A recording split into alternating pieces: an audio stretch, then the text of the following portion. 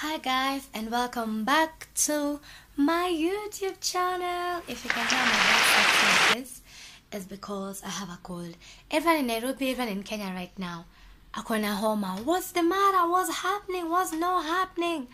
Anyway, mine is getting better. That's why I'm even like this. And I had the energy to film. Yesterday was like when it had gotten really worse, and I recovered for most of the day. Didn't do much, especially because it was a holiday and I was in school. So yeah, this video was inspired by one of my favorite YouTubers, and I thought I'll get on here and just share my nuggets on the same. As you can see in the title of the video, subscribe if you haven't already. It supports my channel. So let's get right into the business of the video.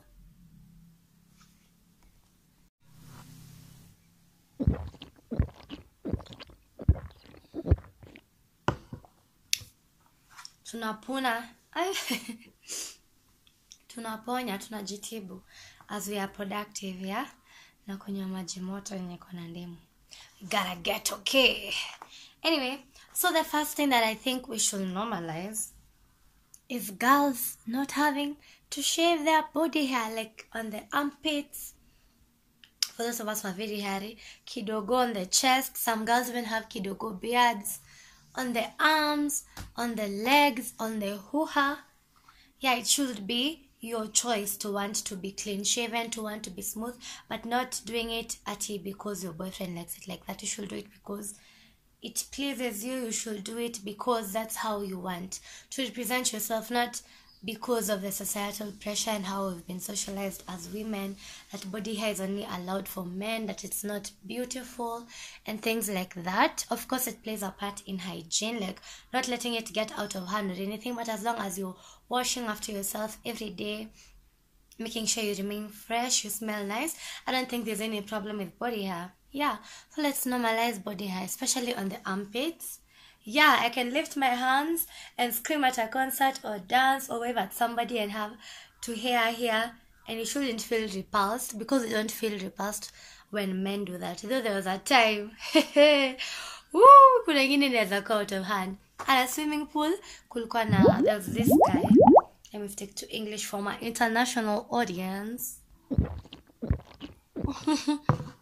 Anyway, so this time I was at a swimming pool and I saw a guy. He's so comfortable. Again, how we've been socialized. Guys are so okay with their body hair. Manze, he's waving his hands in the air and nini, having fun at the pool. He has a literal bush under his arm. Big, black, thick bush. I was just like, man, how do you put deodorant on? Anyway, number 2. We should normalize going to therapy. Therapy as a mental health advocate, as a psychology student, is very important, as I've been taught in school and as I can obviously see, because it has an impact and it helps us deal with our mental health. If you're depressed, if you have trauma, if you're going through a rough time, or even if you're just okay, like everyone needs therapy. I keep saying this. Like, you don't go to the hospital every time you're sick. You can also go when you're okay for checkups and stuff like that. Just think about your mental health in the same way that you think about your physical health, and then you'll make more strides towards maintaining it and seeing it as equally important and not neglecting it. Because if you neglect your mental health, it will spill over into other facets of your life and you won't be able to function normally. And some mental illnesses have an effect. Actually, most of them have an effect on your physiology because they're psychosomatic symptoms. For example, insomnia, you can be able, oh my god, excuse me, you can be able to see a notable difference in your sleep pattern and how you're getting headaches from not having enough sleep or not being able to fall asleep, or sleeping very late because you're not okay. Maybe you're up thinking about a problem that's messing you up. You're anxious about maybe the next part of your life or a transitory part of your life. Instead of just asking for help and just finding support among a community you can trust, maybe group therapy among people who are going through the same problem as you, and that will help what's happening today, and that will help eliminate the insomnia, which is not actually a physical symptom but a psychosomatic. Somatic means physiology or having to do with the body. Therefore, it's related. It's a physical illness that's as a result of your psychological well-being not being. Hey, psychological well-being not being at par or not being where it's supposed to be. Yeah, you get it? If you don't get it, forget about it. I am entertaining to watch. Ow. Guys crying. Let's normalize guys crying and guys being emotional. And being emotional is not a weakness, guys. Another thing to normalize.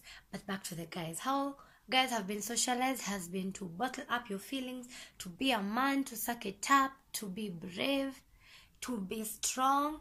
Hiding up, hiding your emotions is not being strong. Actually facing your fears, facing your demons, facing whatever you're going through that you feel like, oh my God, it's so overwhelming. That is bravery, that is courage, and not running away. Running away is being a coward. So if you think you not facing your emotions is being strong, come you could be a Siri. You're being no. I'm not bashing guys. I know it's how they've been raised, but I know it's rooted in like toxic masculinity, and I really want to embrace the guys who want to get in touch. They want to learn how to be in touch with their emotional side, with their emotions, to process them. Yani they want to gain emotional intelligence so that they can be able to be better people, they can be able to be happier, they can be able to be self-aware, they can be able to understand their triggers, because when you understand your emotions, you're aware of them. And when you're aware of something and something outside of your control in your environment happens to you, you can be able to know what triggers you, because you feel that familiar feeling. Like last time, someone made a joke about my body that I was insecure about, and I felt a certain type of way. I felt pain, I felt anger, I felt contempt, I'm trying to mention very specific emotions, but I felt this exact type of way. And therefore, if something like that happens again and I'm triggered that way, I know, okay, this type of behavior triggers this exact emotion in me. Therefore, you'll be so enlightened, guys. Let's be enlightened. And if your guy comes to you and they're emotionally vulnerable, just take them under your wing and make them feel safe. You don't have to give them advice if they haven't asked for it. Just practice presence. Just be there for them. Just tell them you're there for anything that they need. Sit with them. Just hold their hand, sit there in their silence as they process their emotion, whatever they've come to you to vent or rant about. Don't feel the need, though I know it's hard, you feel like you want to help them or fix them, but it's not your job. Your job is to just be there for them. So just be there for your guys, be it your fathers, your brothers, your cousins, your significant others, your best friends, your colleagues, and just guys who come to you and they're vulnerable emotionally, and just assure them that it's okay. It doesn't make them less of a man, and that we love it, and that it's mad attractive to see a guy who's in touch with his emotions and he understands himself in that facet of life. Yep, chonjo. Yeah, yes, this is another sensitive one. We should normalize that girls hating their guys is also gender-based violence. It is also GBV. And I know this is an uncommon opinion and something that is not talked about enough. When we talk about gender-based violence, we tend to focus our aggression and our assertiveness and our campaigns against men and incidences like rape, women being raped, and like sexual harassment and sexual coercion, and marinating girls so that you can have sexual activities with them. But these things also happen to guys. Like we're in an age of feminism, and me as a feminist, our mantra, or like the actual meaning or the actual philosophy behind feminism is equality. Not actually equality, but equity. because equality can sometimes not be as equal, because equality is like giving people the exact same opportunities and resources, even if their gender or like their societal status places them at a predisposition for a disadvantage. Yeah, for example, like women and men not being equal but not being the same. So like how men function and how women function are different. Therefore, when you're planning and strategizing and offering this few resources and opportunities and money and anything yada yada that you want to give to them, you can't expect them to handle it or to be able to take it, or for it to be the same for both of them. So that is equality. Like mtu wa mtu ako na pesa mingi unampatia 50,000 na mtu ako na pesa kidogo unampatia 50,000. Is that a good example? Oh, okay. Okay. Yes. Let's use diapers. A family with like with children who need diapers. One household has like 10 kids. This is just an example for you to get the difference between equality and equity, and I'll come back to the feminism and this point about normalizing in a minute. Just bear with me. So a household that has 10 children who need diapers and a household that has 2 children who need diapers, and the available resources are like 20. So 20 divided by 2 is 10. So this household with 10 children who need diapers wanapata 10 according to the available resources. Now when you're gonna 2 wanapata 10. You see, it's equal but it's not really fair. So equity is about raising them to be at the same level.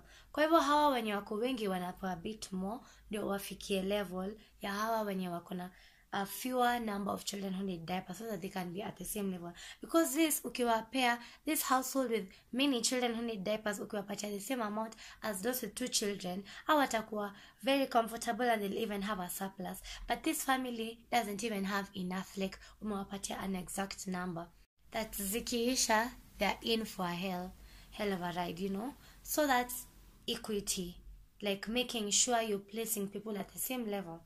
Yes, so feminism is about equity, and we should treat women how we treat men, with a pinch of salt.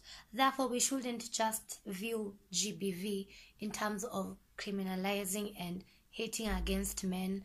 And my heart bleeds out for men who feel like feminists are people who just hate men. Actual feminists just want equality and equity, and just for all of us to be happy in this life. You get me? Yes. So like, girlfriends, don't hit your boyfriends when you're mad. Wewe wakikupiga wakikasirika so utaenda police station. Exactly. The other thing that we should normalize is journaling. I have so many journals. I like writing. It's one of the ways that I express my creativity, and it's artistic, and I'm an artistic person. I really like art, and it's a beautiful thing to practice. It's fluid. It's fluid. It's flexible. It's not like science. Science is, this is how you do it, this is the result. It's very good for like predictability and for sustainability, but there ain't no fun in that. Like, you need to experiment and have fun with things. So writing and journaling is very good for your mental health, by the way.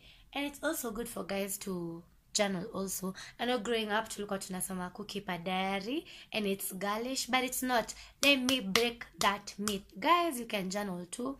It's healthy for your mind, and if you do it every morning, just a simple like a paragraph with certain journal prompts, it will really change your thinking and just set the tone for your day, for your life, for anything that you want to do.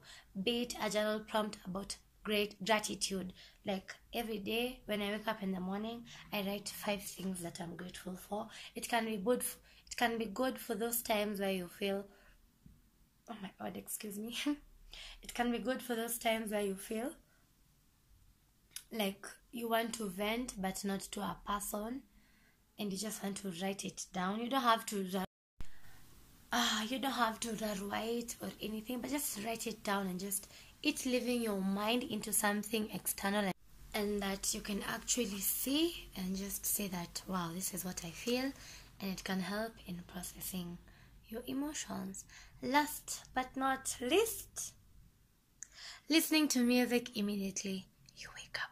It sets the tone for your day. It gives you psych, gives you energy. Music can be very therapeutical, and I think we should all want happy mornings for ourselves. So that has been all for today. Hope you're having a wonderful time this holiday season, keeping safe, checking on your loved ones, making memories, and staying in school. I know this is exam season for a lot of uni students. Yeah, and I love you all. Thank you for watching till this far. Bye.